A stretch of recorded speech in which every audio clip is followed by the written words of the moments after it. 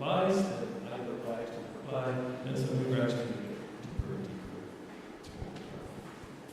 in the conversation, and that's helping engagement level. Reactions, you can do like a Facebook style, sort of, that's cool. Smiley face, or different icons. And also by country. So there's a lot of Japanese students taking part, and if the Japanese students are only interacting with other Japanese students, that's obviously not desirable. So communicating with a wide range of students from different countries gets you higher marks. So that's basically the algorithm. And this is just a picture of the algorithm itself, and it's as you can see, there are a lot of points that are considered into giving the grade at the end. All right, so we had some research questions about this since our art classes were involved in the IVE. We were wondering what are the students' expectations of this virtual exchange? What do they hope to gain from this? What language support tools are they using in order to communicate with other people in this exchange? And how much, or do they actually use artificial intelligence in their posts? Because we don't know. We don't know exactly what kind of tools they're using unless we ask them. So we're curious about that. Yeah, we wanted a better understanding of the students' workflow. So in my class, I taught students some techniques or online tools, like translation tools, and we wanted also to preserve student agency. So we didn't tell them that they couldn't use AI. They could use whatever tools were available to them as they negotiated conversations in the AI. But we wanted them initially to kind of evaluate their own English language abilities and cross-cultural knowledge, say what tools they intended on using, and then at the end of the course, the program, to tell us exactly what they had to use.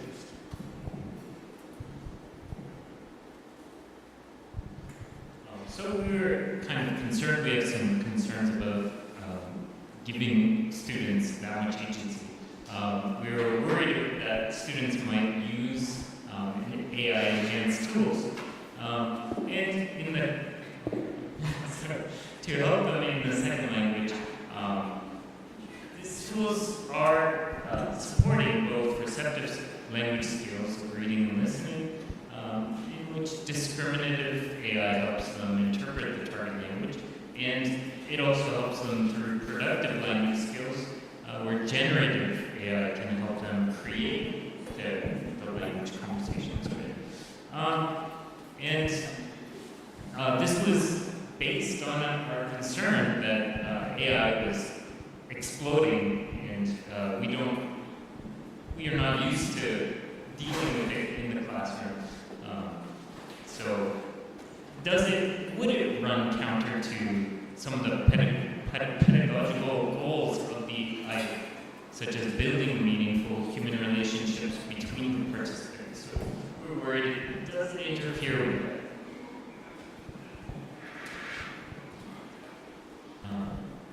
And we also, we were thinking it can also reduce the anxiety of interacting with a real person to help use data. We're kind of worried about that. So the participants were about 50 first-year university students in our two classes, roughly 90% female, 10% male, in 4 major streams of study, so nursing, nutrition, early childhood education and care, and social welfare. And as you can see, none of them are majoring in English. Participation in the IVE was mandatory for our classes, and it was worth 30% of their final grade. But we didn't tell them how they could interact on the IVE, just that it was worth it. And then we have two proficiency groups. Martin's class was a high level, probably the highest out of all of the first year students, and mine is around the middle. The levels are, students are low intermediate level, and the classes are separated by, we use an ACAM, which is a Japanese proficiency test. I don't know if you're familiar with that here in Indonesia, but we use the proficiency test to divide the classes. So my class was the higher level, and Matt's class was intermediate, mid-level course. Life for life. And number three, building relationships or friendships. Not so popular, but they wanted to express a desire for connection with other students and to deeper connection.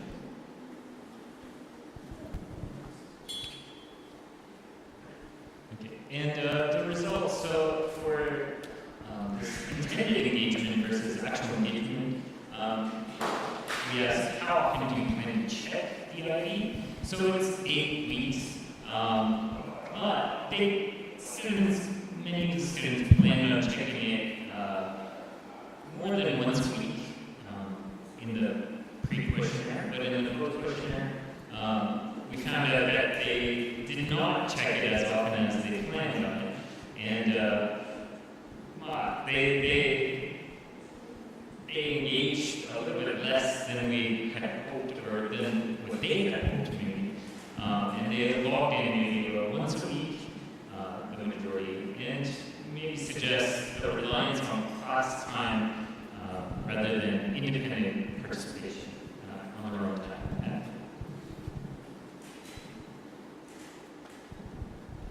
All right, and then we asked them about the tool used for reading posts. So, do you plan on using language supports when reading posts? And most students said translation software, which we kind of assume, like dictionaries, e-dictionaries, that kind of thing. And in reality, when reading posts, we were very surprised that so many students answered that they never used any supports to actually read posts. So what language supports did they actually use? Translation software. Very few use AI support, and most, as you can see, use nothing.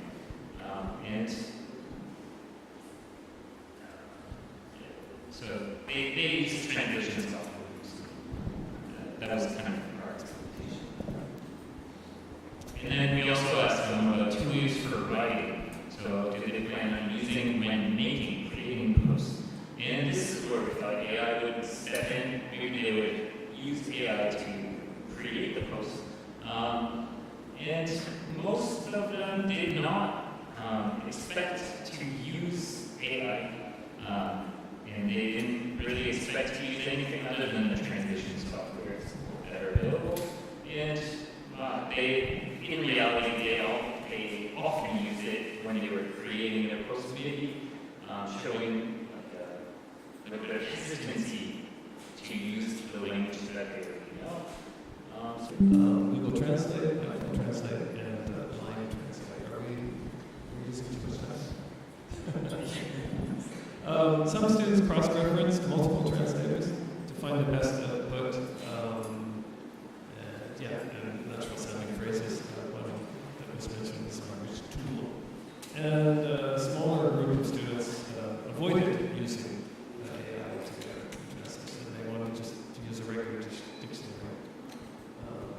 Just very quickly figure that. When they were reading, they found that they used support tools less when they were reading, so they discovered that they were able to understand more than they had initially expected. And some of them were comfortable with ambiguity as well, so not understanding anything, but getting just a general feel. And then one student actually told me that she avoided it. She thought that using AI tools and support software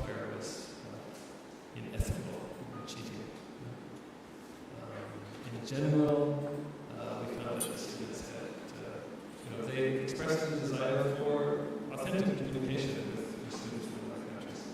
And they had a sense of, as I said, that using AI would be cheating and keeping integrity.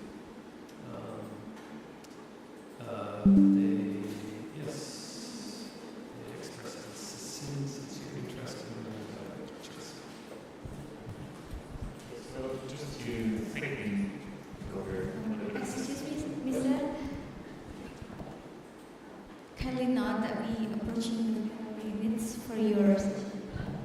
Okay. Okay, so the discussion of the limitations, students rely more on translators and dictionaries than AI tools. That could be because they're more used to using them in the class or in everyday life. And AI and other translation reports were mainly used in productive skills, so producing posts, making posts, not reading posts and trying to understand. Students' awareness of AI's potential in online communication remains low, so maybe they don't know how to use AI when communicating. So clear definitions of AI and training with the tools that are available.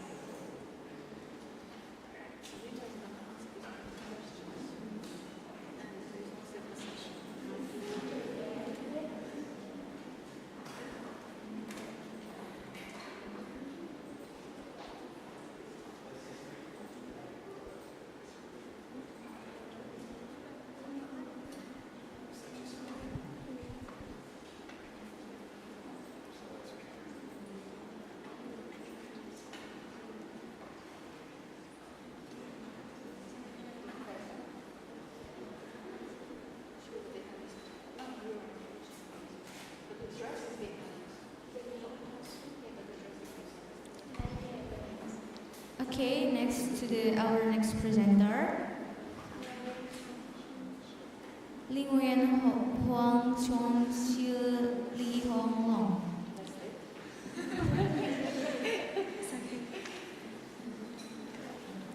Presentation title: From Pure Talk to AI Talk, Comparing Learners' Self-Efficacy, Willingness to Communicate, and Perceptions of Oral Skill Development.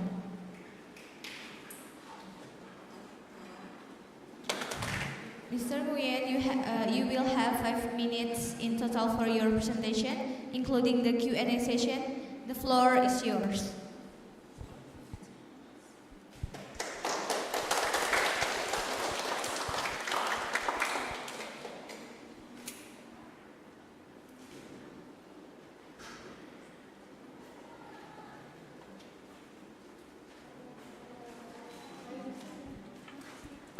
Okay, it's our turn.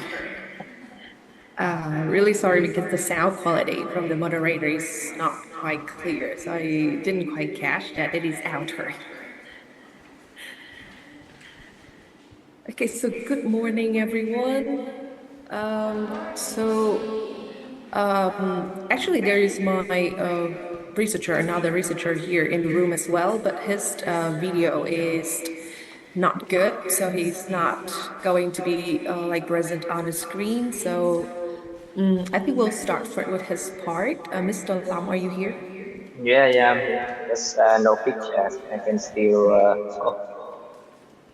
Yes. Okay. So amazing. So just in case you guys can't see our slides, so I think that I would put my slides our slides on the screen as well. Yes, Mr. Lam, you can start if you're ready.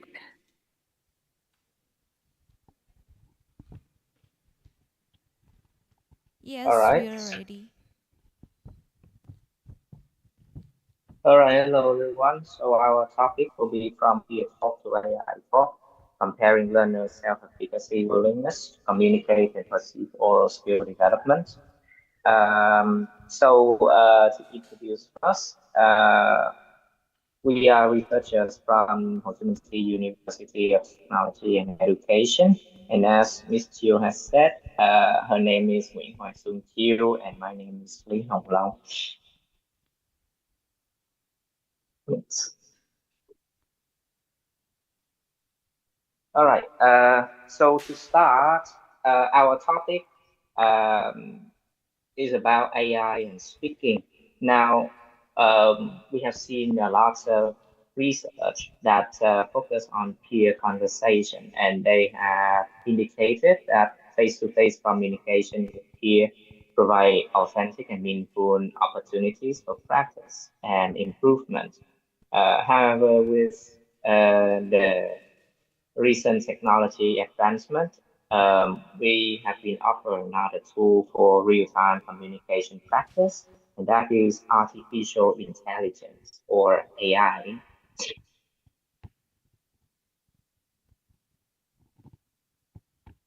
Okay, so our research will focus on three aspects of speaking.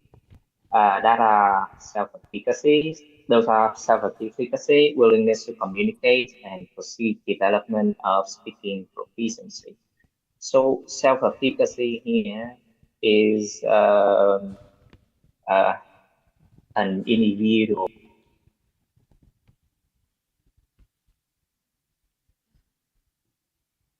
Their willingness to communicate is how ready they are to interact with people, and perceived development means it's their speaking proficiency, but it's how learners think about their own ability.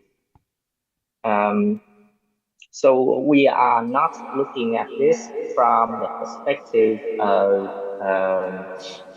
teachers, but we are looking at the improvement from the perspective of the students in this case.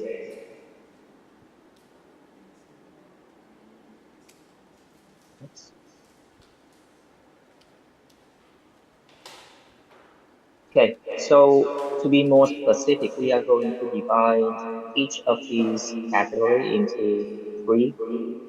First is the self-efficacy. Self-efficacy, based on Bandura 1998, we divide it into magnitude, which is the perception of task difficulty. Uh, if they think the task difficulty has an effect on their choices of action. The strength, that is the persistence of confidence when faced with challenges. And the generality, that is the context of behavior when uh, individuals feel capable. For example, they feel confident that they can use the skills that they practice in real life conversation. So next is the willingness to communicate. That is their readiness to speak. So we divide it into affection. That is how much they enjoy the conversation and interactions. Do they feel motivated? The behavior. That is willing to discuss and contribute ideas. And cognition. That is their belief that the speaking practice is beneficial for them. And finally, the perceived development of speaking proficiency. It is not speaking proficiency, but perceived development. That is focusing on the perspective of the students, what they think about their speaking proficiency. So we chose three categories for this: the fluency, coherence, and lexical range. Um, let's say fluency refer to the smooth and rapid production of speech without interruptions, repetitions, or breakdown. Next, coherence is the extent that the ideas are connected in a way that listeners can follow. And finally, lexical range is the range of vocabulary. So all of these are widely accepted criteria that appear in many speaking assessment tests and framework like IELTS or similar tests. And together they reflect learners' communicative competence. So our goal is to measure students' self-efficacy, willingness to communicate, and pursuit for skill development. And then we compare the effectiveness of the two treatments of peer practice and AI practice. Uh, compare these criteria for both methods from the student's perspective. So our research questions are, we have two research questions. First, what are the levels of student self-efficacy, willingness to communicate, and perceived development of oral skills after practicing with AI and human partners?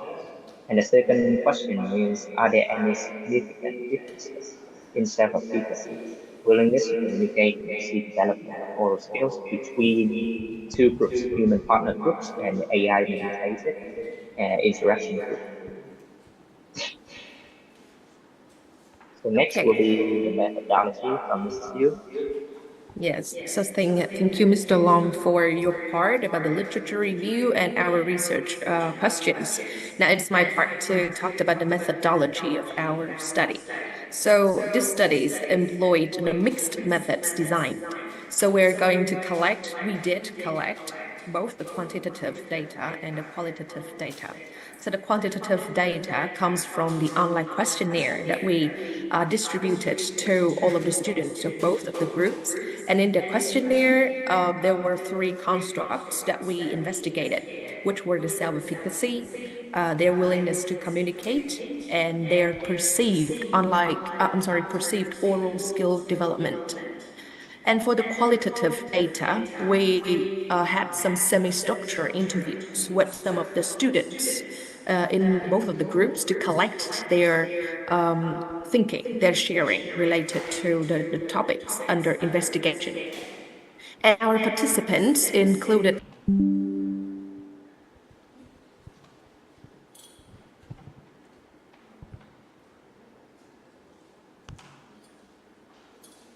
exhibited a greater willingness to communicate despite knowing that their human partner's lower proficiency. It means that even though that they know that their partner may not be as good as them in terms of speaking skills, they still decided to carry out the speaking practice with the partner, and they were still very motivated. And then compare with the AI's group of willingness to communicate despite the AI chatbot's low emotional connection. So we have some of the quotes from some of the students of both of the groups. So for the AI group, they believe that the practice with ChatGPT really helps them to improve their confidence. While for the human partner group, they also share that they gained more confidence and they became more willing to communicate in English, even when they had their human partner not with the ChatGPT one. Now, for their perceived oral skills development.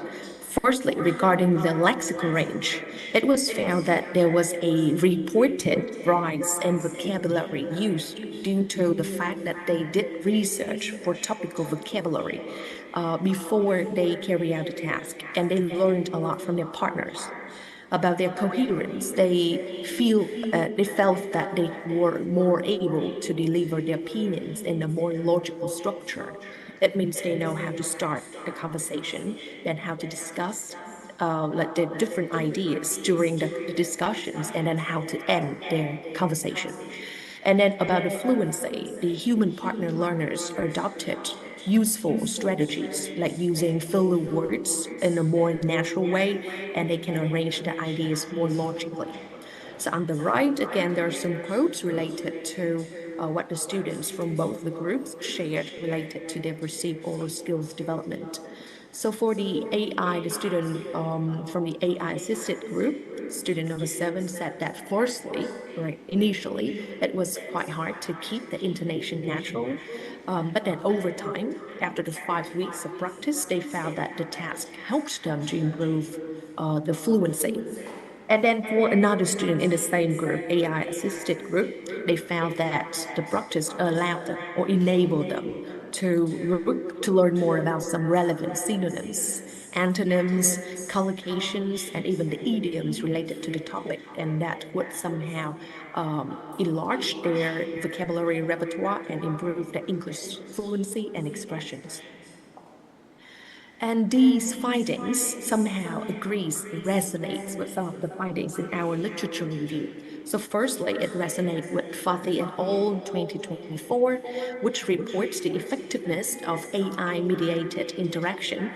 And the explanation comes from the fact that it is a novel way of interacting because like students haven't got many chances to interact with a chatbot. Another explanation is that the environment that the AI chatbots created was somehow was a very low pressure environment in which the learners felt less anxious and became more confident to improve their fluency. And that also agrees with another finding in another study, which states that the practice with AI chatbots can help them to foster appropriate language use in daily situations and improve idea organization skills. However, right, the findings of our study was contrary to a finding in one of the studies in the literature review. That study by Fang 2019 stated that when discussing with a human partner, the negative peer evaluation can really result in the learner's apprehension when practicing speaking. So in general, our findings found that there was no significant differences in the mean scores of all of the 3 constructs between the AI group and the human partner group, which means that our learners' perceptions were largely consistent across both the contexts, whether they practice with the AI chatbot or they do not practice with the AI chatbot. And some of the interesting explanations for that can be They said that discussing with the friends is quite similar to making a real-life conversation, so it is quite low pressure, the same way as in the AI chatbot environment, and they felt comfortable and enlightened in both of the two modes, in both of the two contexts. And another potential reason is that the topics that were given during the 5 weeks were interesting, were relevant to their course, to their syllabus at the time, and were somehow diverse and relating to real life issues. That is why they felt very curious and they felt highly motivated. Another reason could lie in the instructions, the clarity of the instructions and the prompts that were given to the students. Because the students all reported that the instructions and the prompts given during the 5 weeks were very clear, thorough, and very easy to follow. And that makes the whole process of practicing for the 5 weeks in both the contexts so much easier and more comfortable. And we're coming to the last part, the implications and the conclusion from our study. So what can we learn from these findings? So the first thing that we can learn is that we can conclude that both AI and peer practice can greatly benefit the learner's self-efficacy, their willingness to communicate, and their development of oral skills. And from the findings, we also note that in order to achieve those goals, right, we need to have some things in mind. First thing is that our instructions need to be clear. The prompts need to be clear, and the topics need to be carefully chosen to enhance their curiosity and the relevance to the course, and also making them highly motivated. And there's one small limitation in our study that I hope that the future studies can bear in mind and make it better. That is, although our study was done with care and rigor, our sample size was not enough to result in better generalizability. So in the future, a larger sample size could be a better idea. And then looking focusedly into the real development of oral skills can be a good direction for future research. And that's it for our presentation regarding our study. So thank you for your attention and listening. And I think it's time for the Q&A. So if you guys have any questions, please raise your question to us and we'll be glad to answer all of your questions.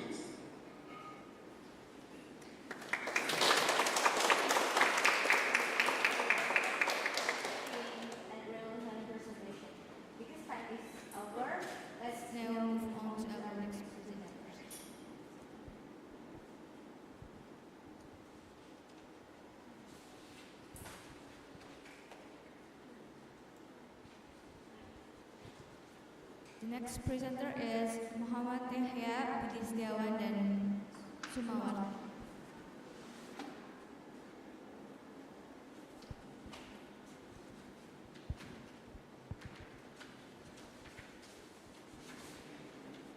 To begin this session, we have Mr. Muhammad Yahya, Budhi, Setiawan, and Ms. Sumawati from Universitas Sebelas Maret, Indonesia.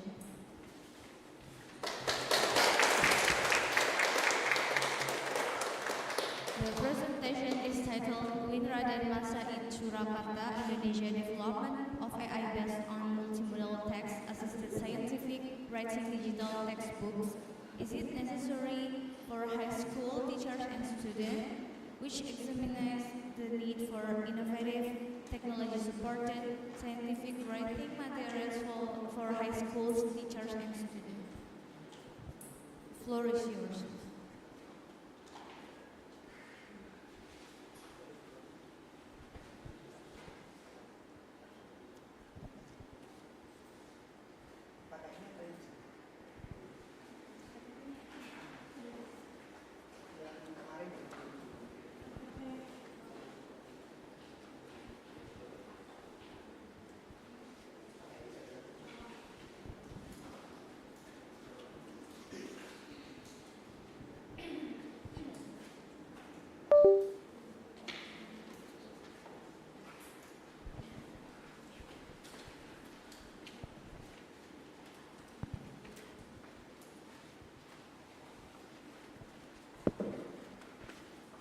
Oke,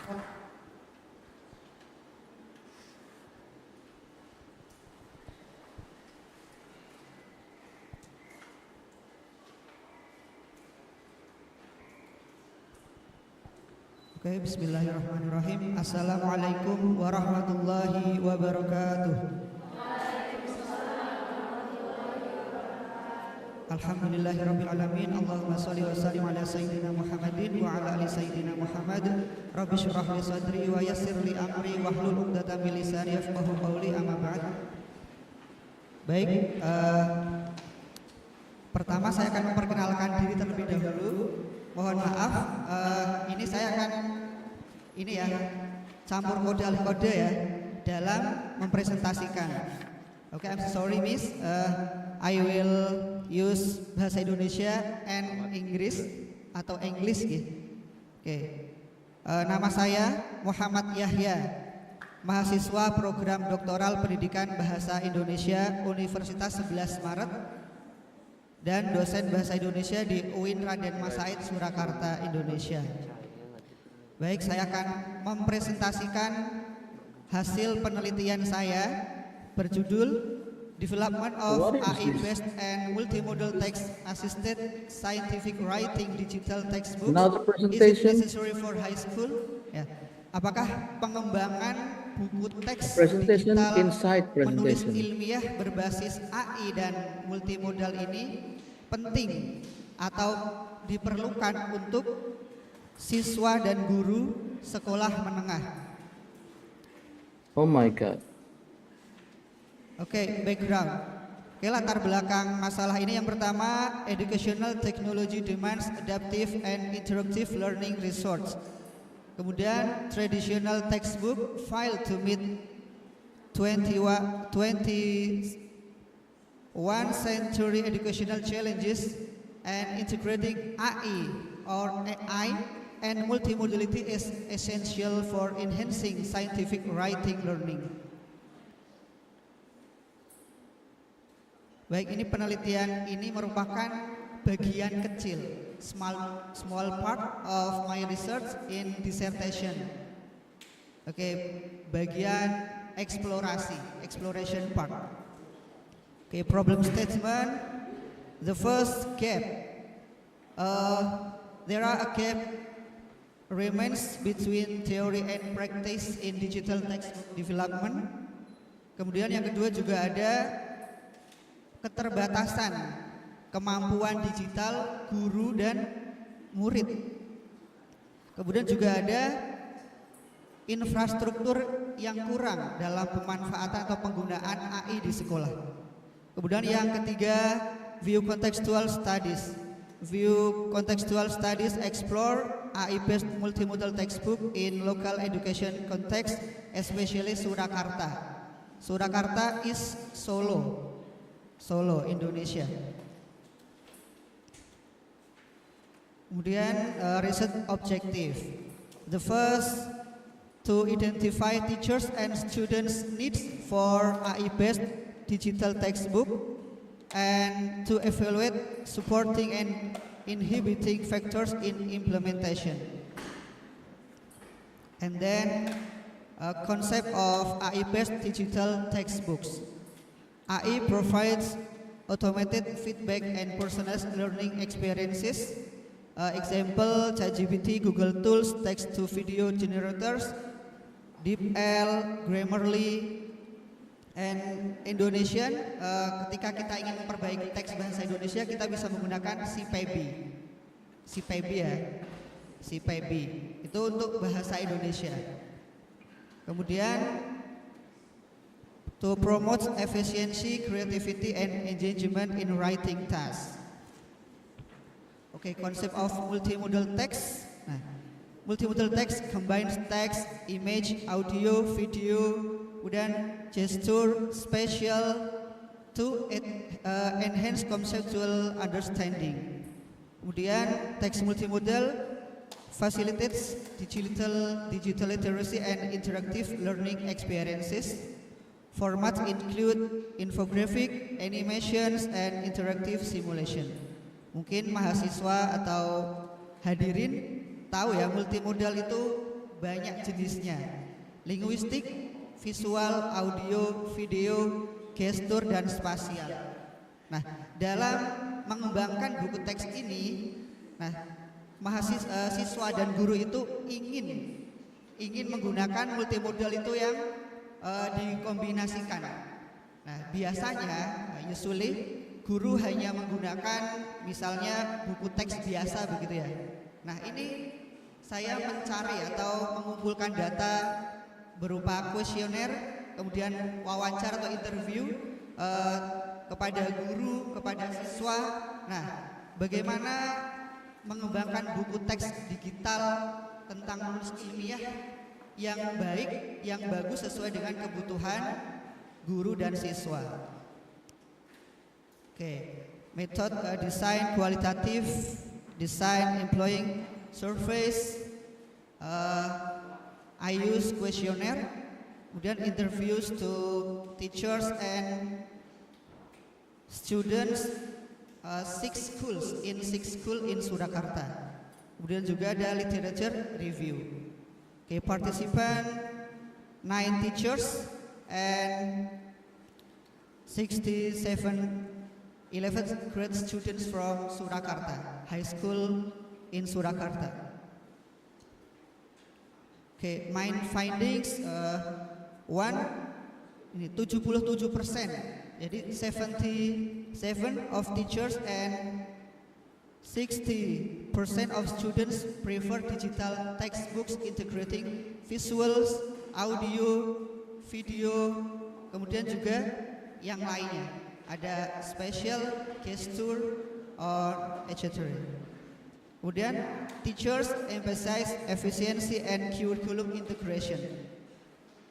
Students prefer practical, engaging, and flexible learning experiences. Findings, AI enhances efficiency and visualization in scientific writing.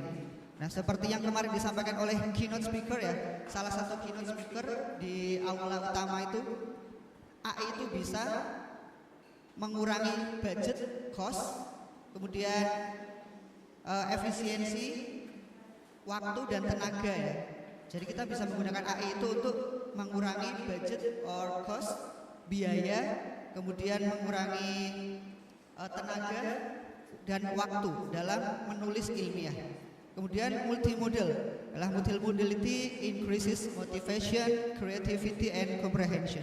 Ketika kita menggunakan teks multimodal dalam pembelajaran, siswa atau students akan lebih termotivasi, kemudian bisa meningkatkan kreativitas dan komprehensi dalam pembelajaran. Ini expectation digital textbooks should be interactive, accessible, and contextually relevant. Research findings. For aspect teacher and student needs, teachers and students desperately need digital textbook that integrate AI and multimodal. Ternyata guru dan siswa itu sama-sama membutuhkan atau memerlukan buku teks digital yang mengintegrasikan AI dan multimodal. Kemudian potensi multimodal dan AI. Nah, integrasi multimodal dan AI ini ternyata bisa meningkatkan motivasi, kreativitas, dan keluaran pembelajaran dalam menulis ilmiah. Kemudian tantangan implementasi atau implementation challenge. Key challenge include the limitations of multimodal exploration, the need for human AI collaboration, and gaps in digital literacy. Nah, ini salah satu tantangan dalam menggunakan AI ya, ketika dalam pembelajaran itu ada digital literasi digital. Literasi digital, nah, siswa yang memiliki kemampuan literasi digitalnya kurang, biasanya hanya menggunakan AI full 100%. Sebenarnya tidak diperbolehkan ya full 100% ya, tetapi kita boleh kolaborasi dengan AI.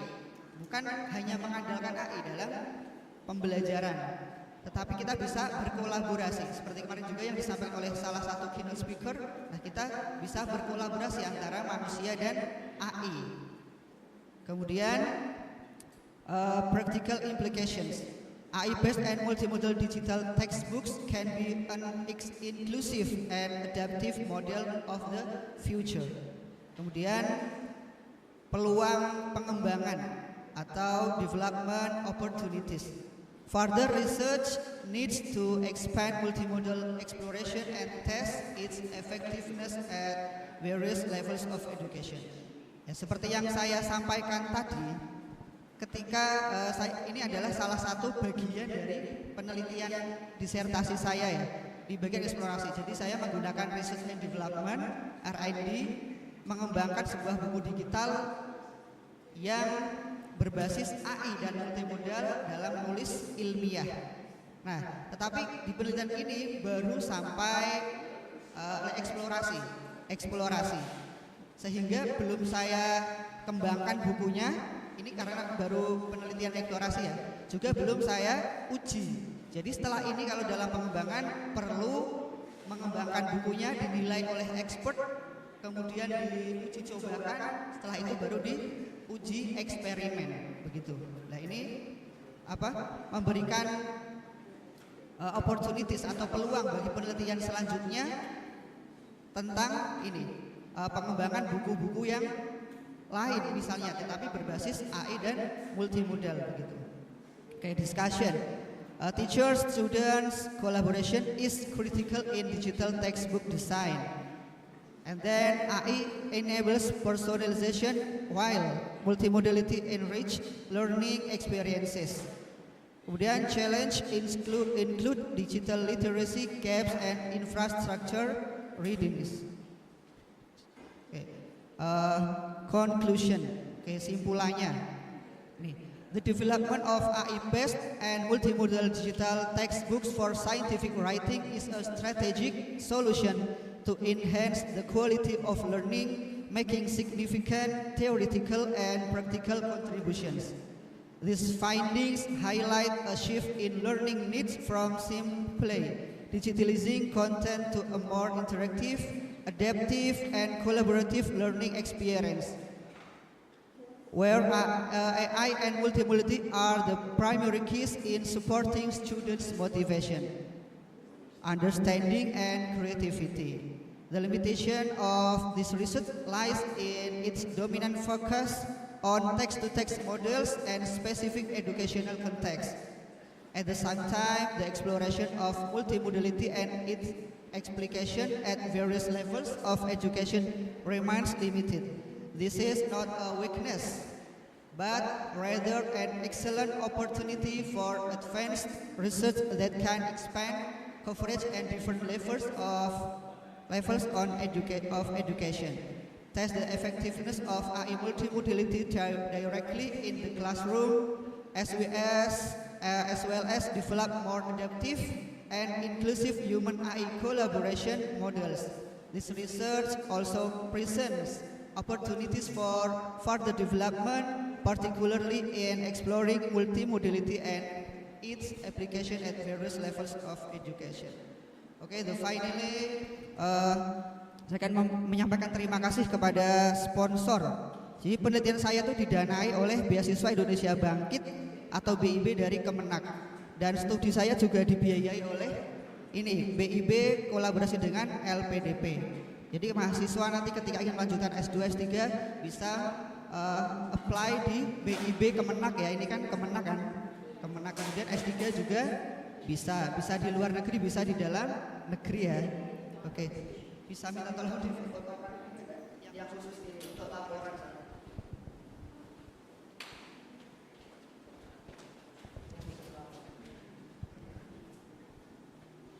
Baik, ini mahasiswa ya.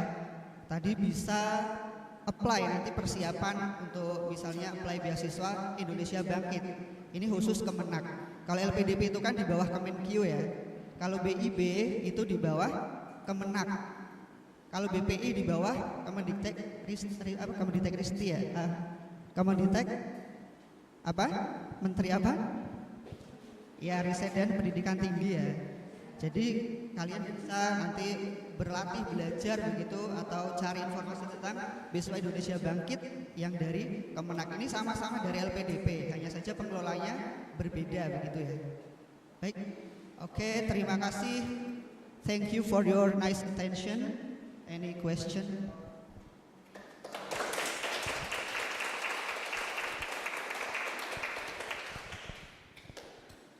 Okay, thank you, Mr. Yahya, for such an engaging and thought. So what's next? I mean, multimodality, great. We need the integration of multimodality, great. There are problems like lack of tools for exploration. So where to from here? For you?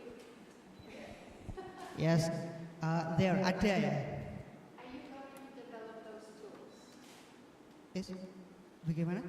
Are you going to develop tools for exploration of multimodal text?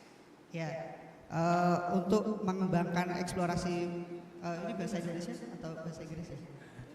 Ini keterbatasan bahasa Inggris ini. Oh ya, bahasa Indonesia ya. Oke, nanti ditranslate ya di bawah ya.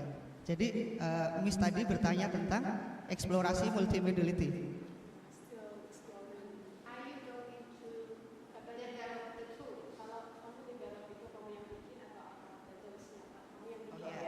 Ya, saya yang membuat tapi berkolaborasi dengan ahlinya, expert. Ya.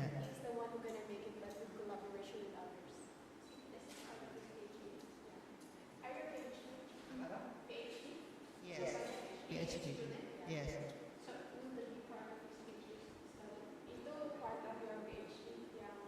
Yes. One part, a part, small part. Yes. Ya, exploration. Dan nanti ada development and examine atau eksperimen. Okay, thank you, Miss.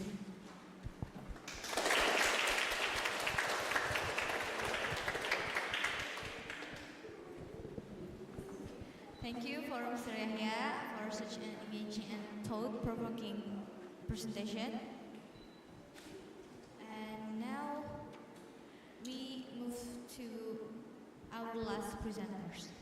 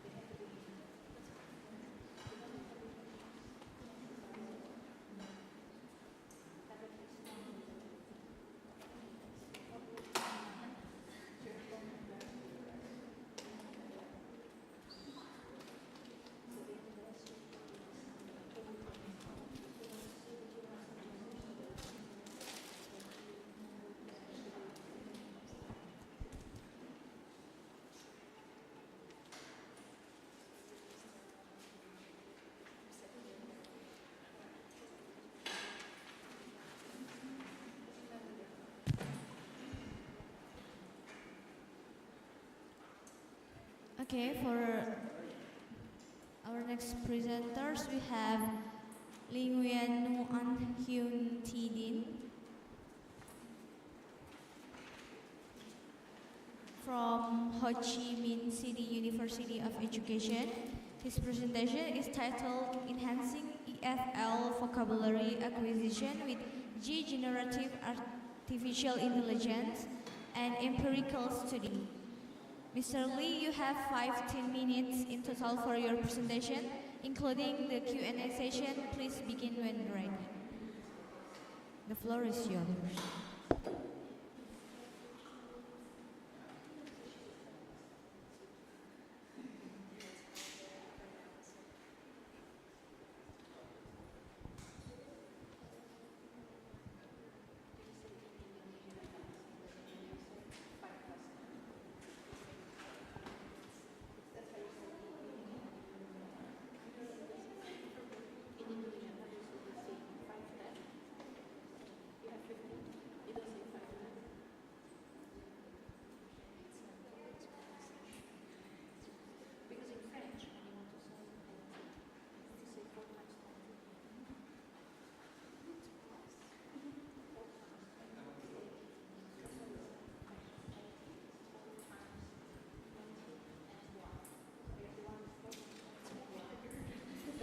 Mr. Lee, are you there?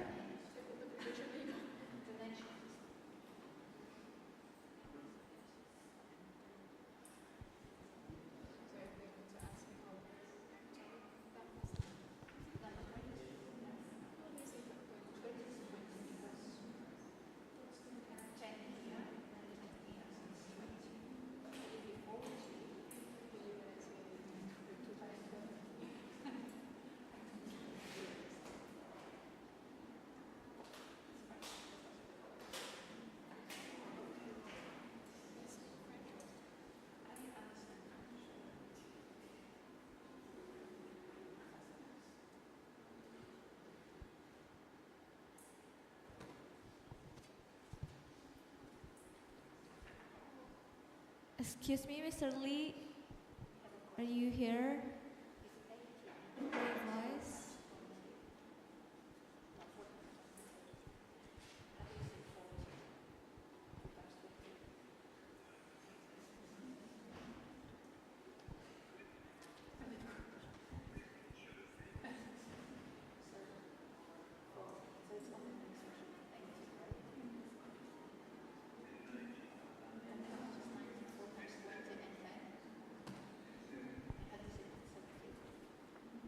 Excuse me, Mr. Lee, are you there?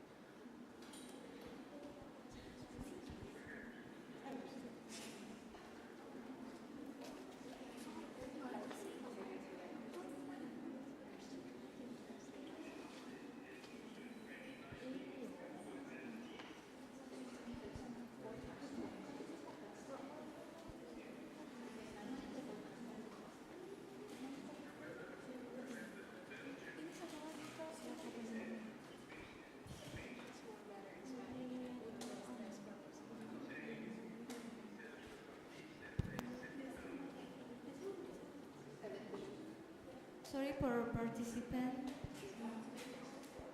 Just wait a minute.